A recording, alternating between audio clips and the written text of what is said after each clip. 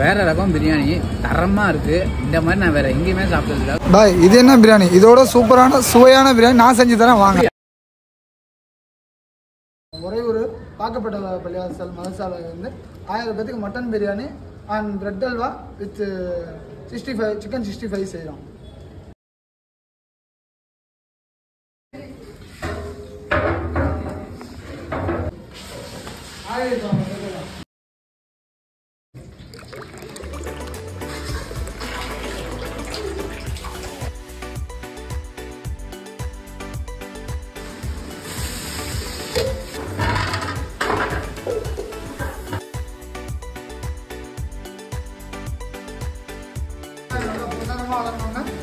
மிளகாத்தூள் சேர்த்துக்கலாம்.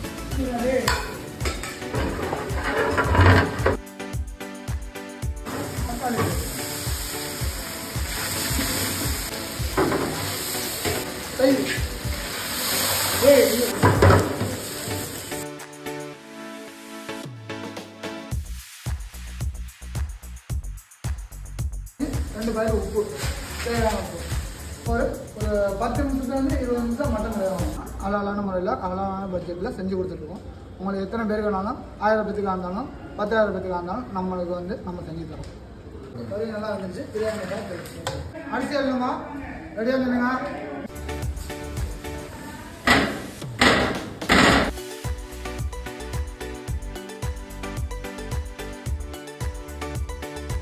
ஒரு ½ ஹவருக்கு ஒரு 3/4 மணி நேரம் ஆயிடுச்சு.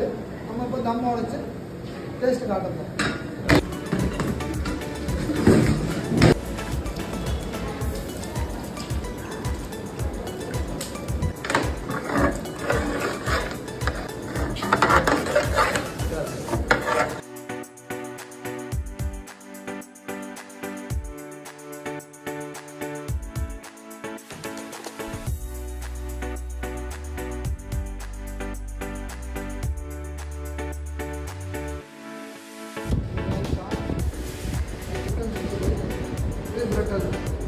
சாப்பாடு வந்து ஒரு அளவுக்கு 2 கண்டிப்பாக மீதி மறுபடியும் இன்னும் 2 கண்டிப்பாக வேஸ்ட் பண்ணிடுவாங்க.